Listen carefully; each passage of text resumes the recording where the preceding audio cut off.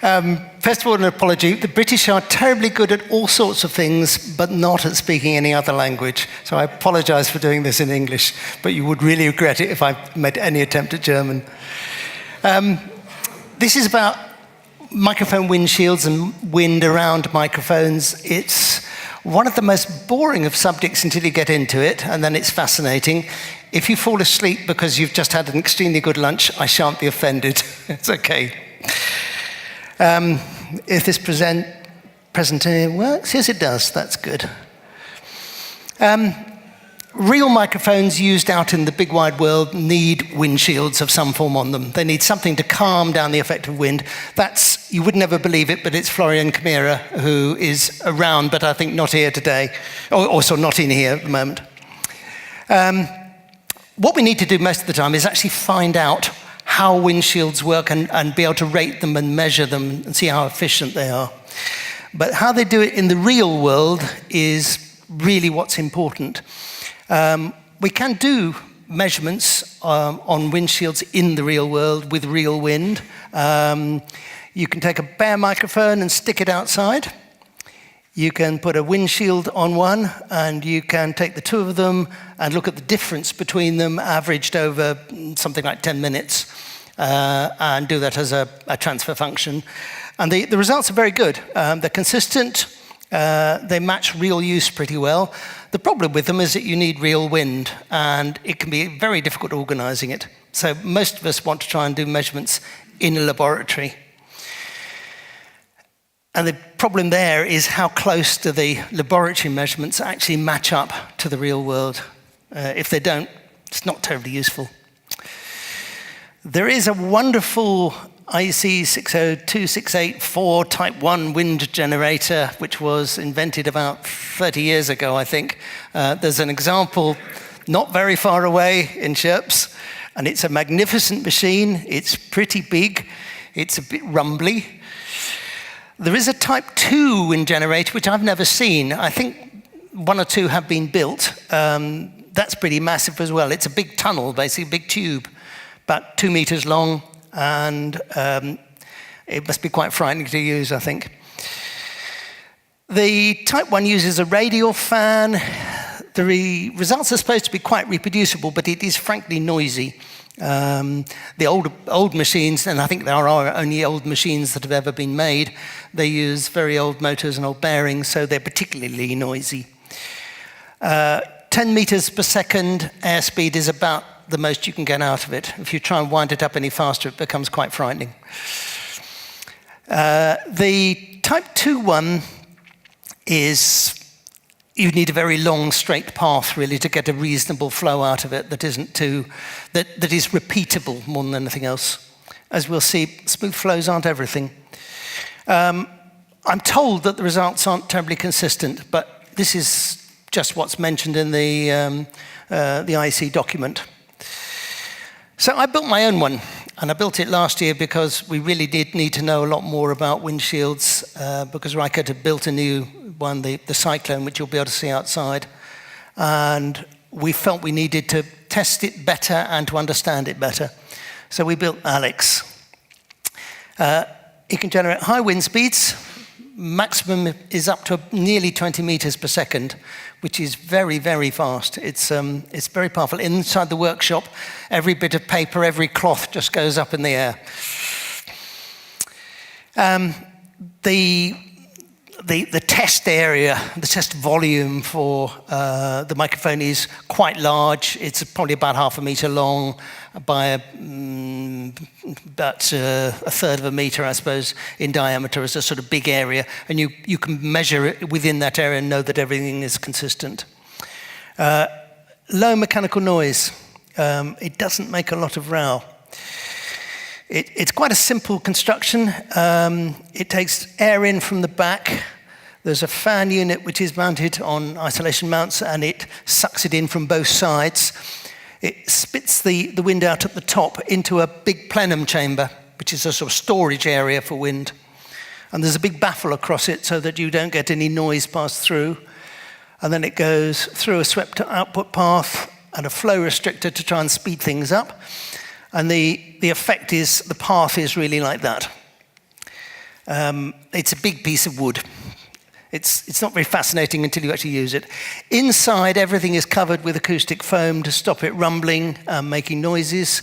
You get rid of the sort of motor resonances, and the tin can around the outside tends to ring and make a row. And those are the sort of noise patterns we get out of it. The room where I actually work is out in the country. It's very quiet, so we don't have a lot of noise in the room. And you don't add a great deal more until you really get the machine going really fast, and then the noise level comes up a bit.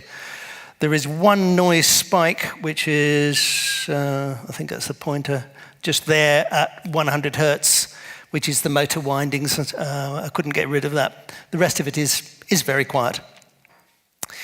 There's not many other extras. There's a couple of laser pointers on it, which allow you to set the microphone in the same place each time. It just makes it very easy and saves having to use a tape measure. And that's about it. There's a speed control on the side and a switch to switch it on and off. You can set the speed and preset the speed so that all the measurements you make are at the same wind speed every time. The outlet's about 1.6 meters off the ground, which means that you don't get any effects with the floor. In effect, the microphone is sitting really in free space near enough.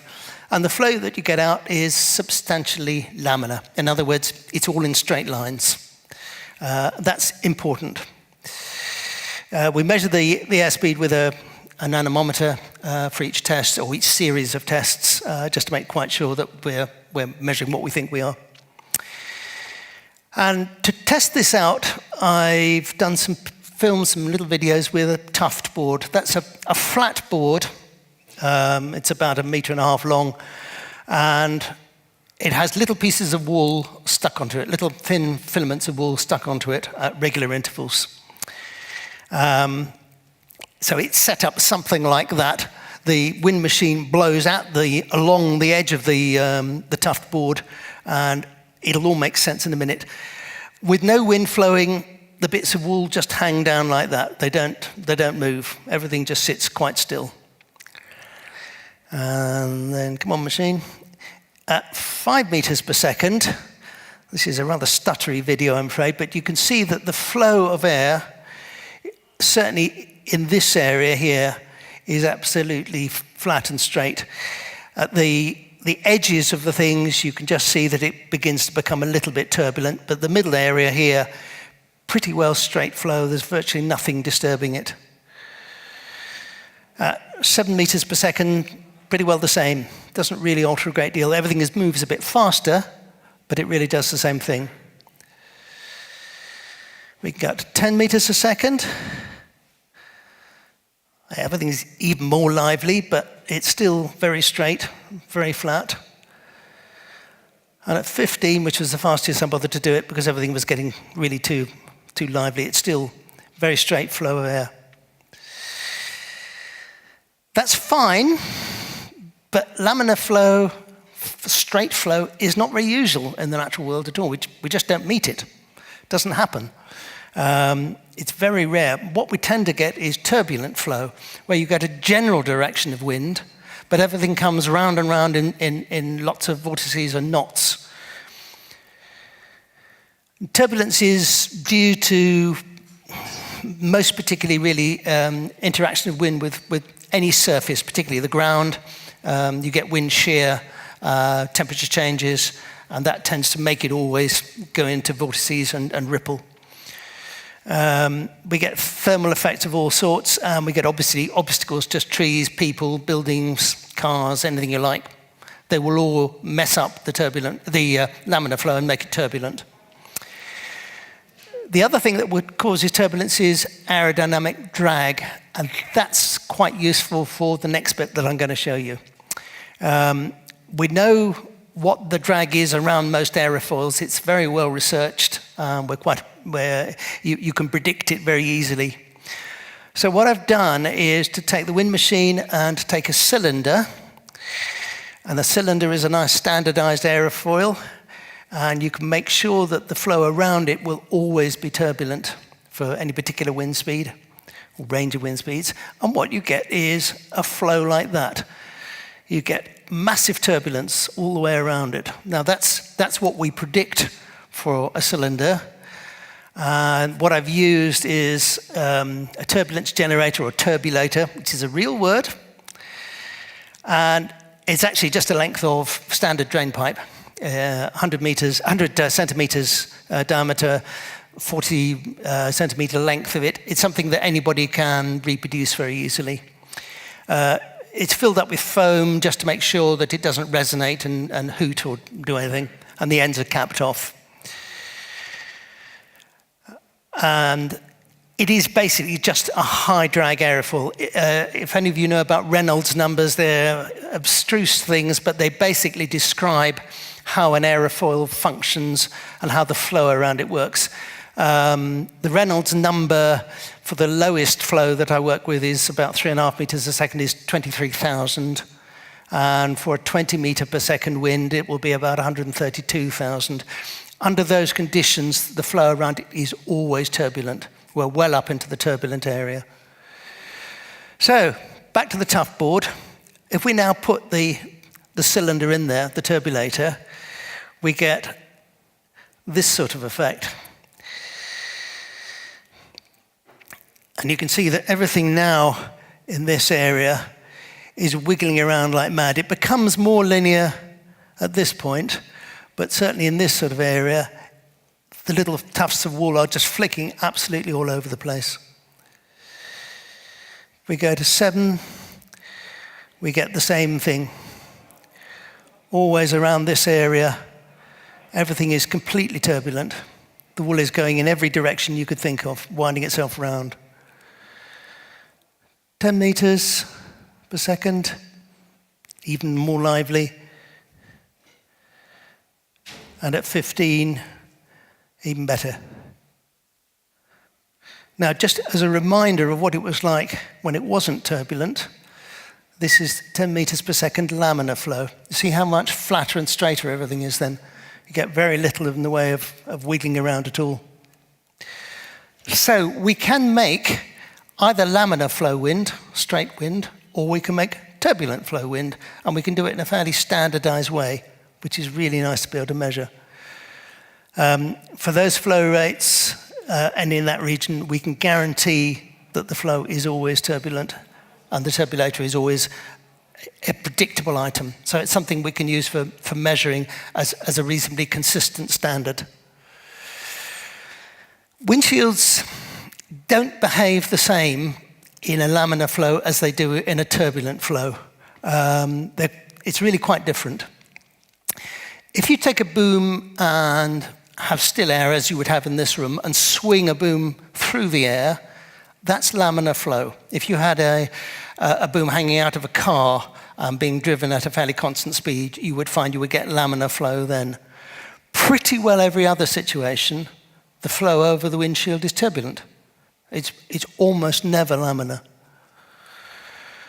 That's a tufted windshield. That's a windshield with loads of bits of wool again stuck onto it. Took a long time to do that. In laminar flow, sorry about the stutters, you can see that the wool threads stay pretty well fixed. Everything moves around a bit because this is a moderate amount of wind, but they don't really wiggle a lot. If we put that's putting the cylinder there, the turbulator in there, and if we now undo it, you will find that you get a much, much more energetic flow around the windshield. Everything's wiggling around a great deal more.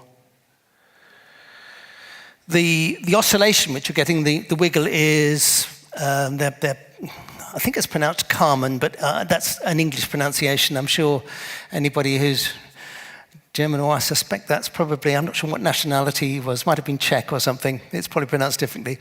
You get these vortex streets, these rows of knots, and they swap from one side to the other. They keep on oscillating.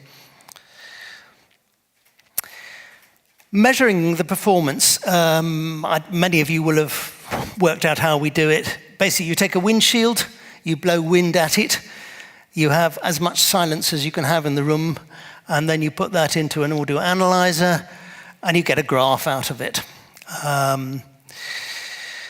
That's a typical sort of graph that you would get for a bare microphone, no shield on it whatsoever, wind blowing over it, and it's always that sort of shape.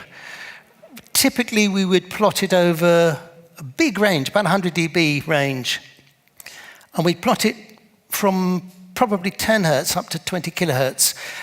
It might surprise you to go down as far as 10 hertz, but if you look at the low frequency energy, how much energy there is at the bottom end, you'll see why we extend the range right down out of the normal audible range down as far as 10. You can go lower, but mostly amplifiers and even the microphones tend not to pass very much below that, so 10 is a reasonable way to stop. But we do have to include that infrasonic region, the one between 10 and 20 hertz, because it has a lot of energy in it. That's a bare CMIT5U being used. I wouldn't dare use any other microphone when I was going to an event like this. System noise with nothing running at all is right down there. It's down at the sort of minus 100 dB level. So that's a microphone listening to everything but nothing running.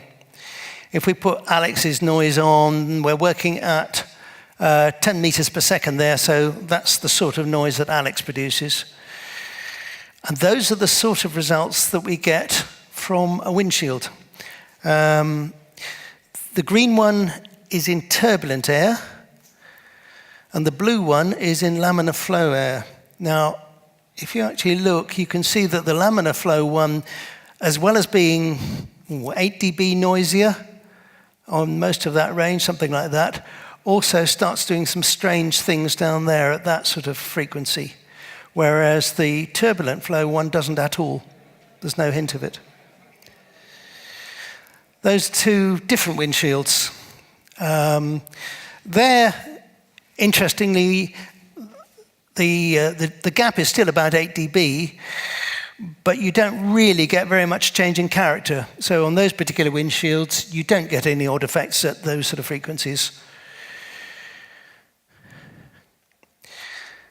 That's another two sets of responses, and if you look at this blue one here, you can see a very pronounced bump there, and its turbulent partner, if you like, is the green one, which is right down here. The difference there is nearly 15 dB in performance between the two, and there's no bumps in the green one, whereas there is a distinct bump in the blue one. That's yet another one. These are just arbitrary numbers, these WS1, 2, 3, and 4.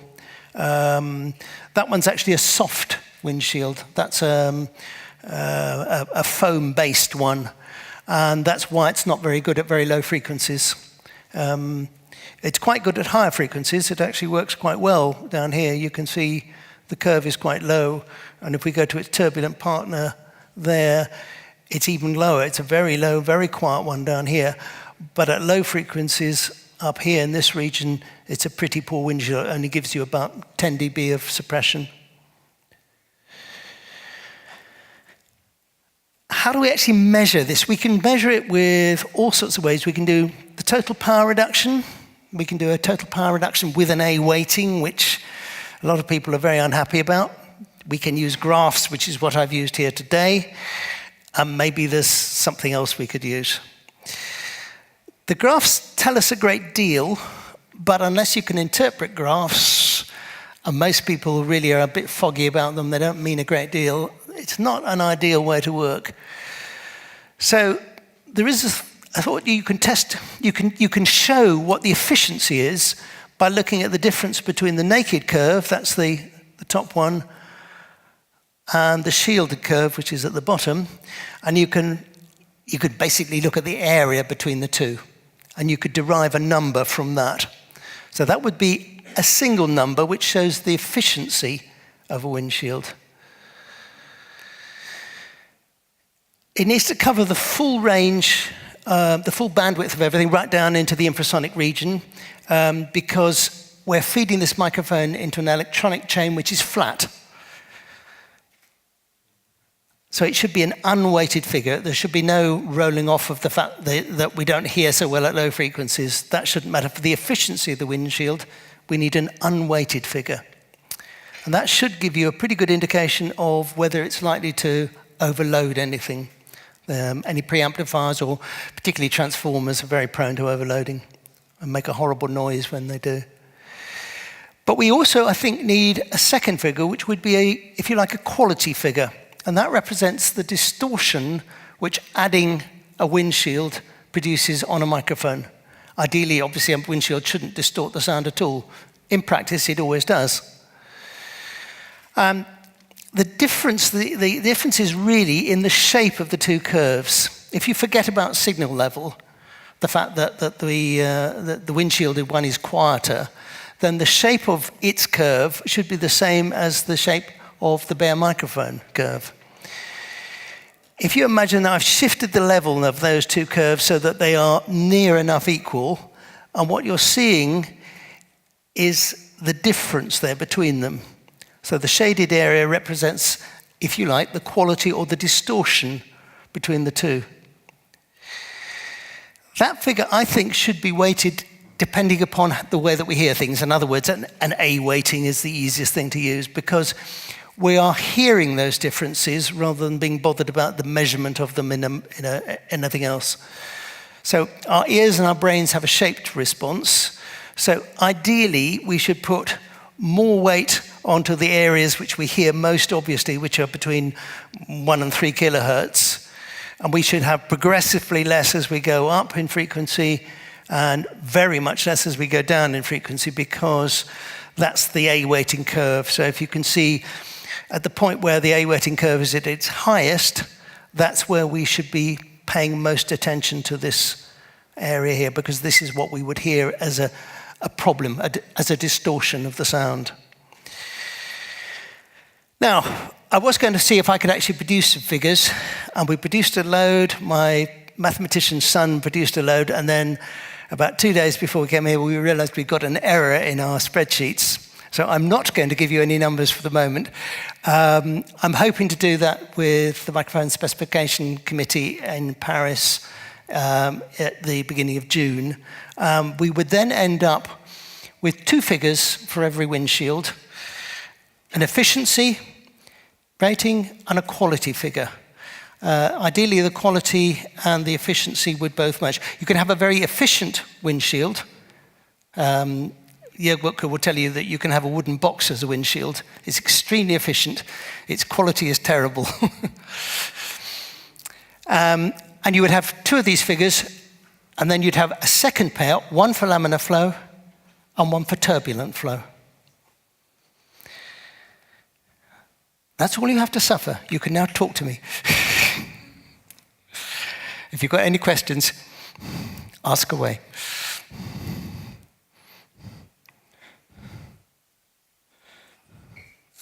You said that efficiency is shown. You need the microphone.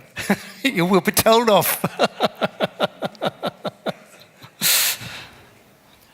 Well, you mentioned that the efficiency of windshield can be seen as the surface between these 2 curves, unprotected and protected. Yes? I believe so, yes. Okay, I think that's a very good idea. Question, the frequency scale was logarithmic.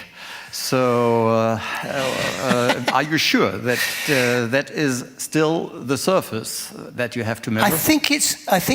I think it works on the basis that this should be just a simple number, provided that we measure everything in the same way and use the same scales and the same bandwidths and the same relationships and so on. Then that should work because it will always be just a number. It has no dimensions. Okay, thank you.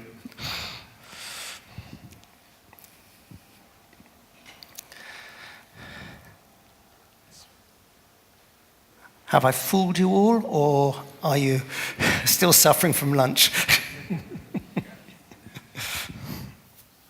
One question. If you go back to the power slide, where you see that the most power is below 20 hertz. Yes. Yeah. It looks like that is the most important thing, that you get rid of the power, because if you integrate it, you have the most of power in this part. it's later on. I think. So we're talking about the most power in this area. Yes, Yep. below 20, below 30 hertz. Below 10 hertz, there is power, but most electronic systems tend to roll off pretty viciously below that sort of frequency. Okay, then I saw the graphic wrong because I saw it was below 20 hertz, the most of the power in your sheet. You have a power sheet in your presentation. Apologies, the acoustics work well for me, but they work very badly for you. Okay. Can you go back to the power sheet? You have one sheet where you have the power in. Tell me where. Yeah, wait. Back, please. It's a good presentation. You have all in. Yes, here. That one there. Yes, you see the most of the power is on the left side below 30 hertz. That I mean, and below 20 you have more power than other. This is the most important part of the windshield, I think. Yes, that depends how we use it, of course. A lot of people will actually put in some sort of a bass cut and actually shape off the lower ends. So if you're working with something like news, most drama dialogue, there is nothing below 60 hertz. So people would tend to use a filter there. And in that way, they will actually be able to get away with windshields which are much less efficient, but which work perfectly well for them because they're ignoring the bottom end. When we do the measurements and things, though, we really need to include the lowest frequencies. Okay, that was my second question because everyone cuts it off. And also, if I'm fighting against the wind in the stadium or in sports, then I fight off in that case, hertz. but you have a gentleman sitting in front of you who does some work with music, and he doesn't want to cut anything off at all. Yes, he wants to go down to 30 hertz and possibly even a little bit lower. But at music, you do not have the noise of the wind all the time. Oh yes, you do. Yeah. Oh yes, Yeah. There are many people who suffer that.